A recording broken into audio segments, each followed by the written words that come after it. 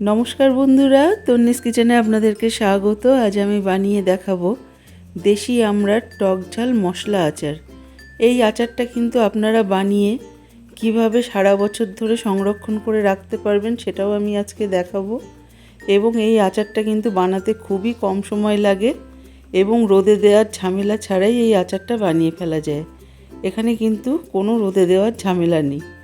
এই আচারটা বানানোর জন্য আপনারা আপনাদের পরিমাণ মতো আমড়া নিয়ে নেবেন, কিন্তু এখানে কিন্তু আমড়াগুলো একটু কচি কচি নিতে হবে। দেখুন, আমি কিন্তু দেশি আমড়াটা এখানে এরকম ছোট ছোট কচি কচি আমড়া নিয়ে নিয়েছি। সবার প্রথমে আমি আমড়াটাকে ভালো করে ধুয়ে পরিষ্কার করে নিয়েছি এবং জল ঝরিয়ে নিয়েছি।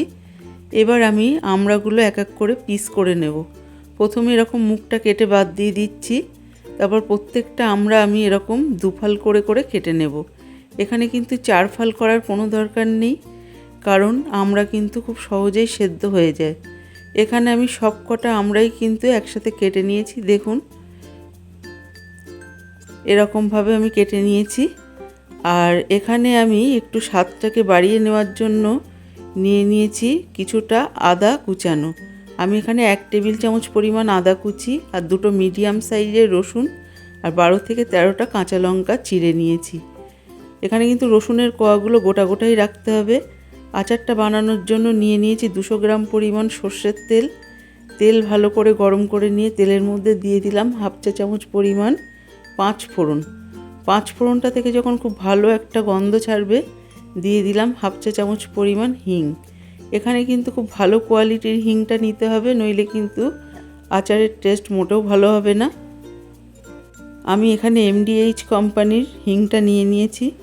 সবার প্রথমে দিয়ে দিলাম আদা কুচি। আদাটা দেওয়ার পরে কিন্তু আমি 10 থেকে 15 সেকেন্ড মতো নাড়াচাড়া করে নেব। নেওয়ার পরে দিয়ে দিচ্ছি ছাড়িয়ে রাখা রসুনের কোয়া। রসুনের কোয়াটা দেওয়ার পরে এখানে আরও 30 থেকে 40 সেকেন্ড মতো নাড়িয়ে নিতে হবে। গ্যাসের ফ্লেমটা কিন্তু আমি লোতে রেখেই এটা করছি। দেখুন, যখন এরকম হালকা রং ধরেছে সেই সময় কিন্তু আমি দিয়ে দেব কেটে রাখা আমড়া। এখানে কিন্তু সব আমড়াটাই আমি একবারে দিয়ে দিচ্ছি এবং আমড়াটা দেওয়ার পরে আমি অনবরত নাড়তে থাকব। আমড়াটা নাড়তে নাড়তে যখন একটু সামান্য কালারটা চেঞ্জ হবে, সেই সময় এর মধ্যে দিয়ে দেব নুন। এখানে আমি নর্মাল যে নুনটা, সেই নুন দিয়ে দিচ্ছি 2 চা চামচ পরিমাণ। এবার দিয়ে দেব 1 চা চামচ পরিমাণ হলুদ গুঁড়ো। এবারে আমি আমড়াটাকে আবারও একটু নাড়িয়ে নেব। এখানে কিন্তু গ্যাসের ফ্লেমটা আমি লো টু মিডিয়ামে রেখে আমড়াটাকে ভেজে নিচ্ছি। এবারে আমি গ্যাসের ফ্লেমটা একদম কমিয়ে দিয়ে লোতে রেখে ঢেকে দিলাম 10 মিনিটের জন্য। ফিরে আসলাম 10 মিনিট পর। 10 মিনিট পর তলা থেকে আমি আমড়াটা ভালো করে নাড়িয়ে দিচ্ছি, যাতে আমড়াটা তলা থেকে না লেগে যায় বা না পুড়ে যায়। দেখুন, এখানে একটা আমড়া আমি কেটে দেখাচ্ছি, একদম কিন্তু খুব ভালো সেদ্ধ হয়ে গেছে, কোনো রকম কাঁচা নেই। এরপরে আমি দিয়ে দিচ্ছি 1 টেবিল চামচ পরিমাণ বিট নুন আর দিয়ে দিচ্ছি 1 চামচ পরিমাণ শুকনো লঙ্কার গুঁড়ো আর দিয়ে দেব 2 টেবিল চামচ পরিমাণ সর্ষে বাটা। এখানে কিন্তু আমি সাদা এবং কালো সর্ষে অর্ধেক অর্ধেক পরিমাণ নিয়ে নিয়েছি। আপনারা কিন্তু চাইলে যে কোনো একরকম সর্ষে দিয়েও এটা বানাতে পারেন। আর দিয়ে দিলাম চিড়ে রাখা কাঁচা লঙ্কা।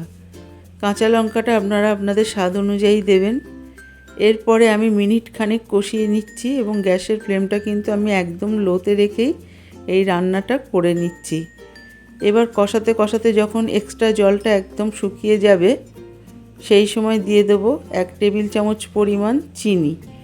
এই চিনিটা দেওয়ার পরে আমি আবারও একটু নাড়িয়ে দেব এবং সাইড দিয়ে যখন এরকম তেল ছাড়তে শুরু করবে, সেই সময় দিয়ে দেব 1/2 কাপ পরিমাণ ভিনেগার। এই ভিনেগারটা দিলে কিন্তু আচারটা খুব ভালো থাকবে। এটা আপনারা 1 বছরেরও বেশি সংরক্ষণ করে রাখতে পারবেন। আর এই আচারটা ফ্রিজে রাখার কোনো দরকার নেই। ফ্রিজের বাইরেই কিন্তু নর্মাল ওয়েদারেই কিন্তু এই আচারটা 1 বছরের বেশি ভালো থাকবে। এরপরে আমি আচারটা ঢেকে দিলাম 2 মিনিটের জন্য। ভিনেগারটা দেওয়ার পরে কিন্তু আমি গ্যাসের ফ্লেমটা একদম লোতে রেখে 2 মিনিটের জন্য ঢেকে দিয়েছিলাম এবং ফিরে আসলাম 2 মিনিট পর। এবার তলা থেকে আমি আবারও একটু নাড়িয়ে দিচ্ছি এবং সাইড দিয়ে যখন এরকম তেল ছাড়তে শুরু করেছে আর এক্সট্রা জল শুকিয়ে গেছে, এই সময় গ্যাসের ফ্লেমটা অফ করে দিয়ে আমি এর জন্য একটা ভাজা মশলা বানিয়ে নিচ্ছি। এর জন্য নিয়ে নিচ্ছি 2 টেবিল চামচ পরিমাণ গোটা ধনে। ধনেটা একটু 4-5 সেকেন্ড মতো নাড়িয়ে চাড়িয়ে এবার দিয়ে দিচ্ছি 5 ফোড়ন। এখানে গোটা 5 ফোড়ন 1 চামচ পরিমাণ দিলাম, আর দিয়ে দিলাম 10 থেকে 12টা কালো গোলমরিচ। দিয়ে দিচ্ছি 1 চা চামচ পরিমাণ গোটা জিরে। জিরেটা দেওয়ার পরে আবারও একটু নাড়িয়ে নিচ্ছি। এরপরে যখন জিরেটাও একটু হালকা গোল্ডেন ব্রাউন হবে, এরপরে দিয়ে দিলাম 1/2 চা চামচ পরিমাণ রাঁধুনি। এই রাঁধুনিটাও কিন্তু অবশ্যই দেওয়ার চেষ্টা করবেন, এতে কিন্তু একদম মার্কেটের মতো আচারের টেস্ট আসবে। এরপরে যখন মশলাগুলো এরকম সব গোল্ডেন ব্রাউন হয়ে যাবে, সেই সময় আমি হামানদিস্তা দিয়ে একটু ক্রাশ করে নিয়েছি। আচারটা ঠান্ডা হলে সেই মশলাটাই আমি এখানে 2 চা চামচ পরিমাণ ছড়িয়ে দিলাম। এরপরে আমি আচারটার সাথে ভালো করে মশলাটা মিশিয়ে নেব, এবং এই আচারটা কিন্তু রাখতে হবে একটা এয়ারটাইট কৌটোয়। এয়ারটাইট কৌটোটা কিন্তু শুকনো হওয়াটা খুব জরুরি, জল থাকলে চলবে না। দেখুন আমি একটা কাঁচের বাটিতে তুলে আপনাদেরকে দেখাচ্ছি কতটা লোভনীয় হয়েছে। এবার আপনারা এই আচারটাকে ডালের সঙ্গে, ঝোলের সঙ্গে বা কোনো নিরামিষ তরকারির সাথে, লুচি পরোটার সাথে পরিবেশন করতে পারেন। আমার এই রেসিপিটা যদি ভালো লাগে তাহলে অবশ্যই সাবস্ক্রাইব করবেন, লাইক দেবেন এবং প্রচুর প্রচুর শেয়ার করবেন। আর পরবর্তী ভিডিওটা কিসের উপর দেখতে চান আমাকে কমেন্ট করতে ভুলবেন না। আর এই আচারটা কিন্তু রোদে দেওয়ার ঝামেলা নেই।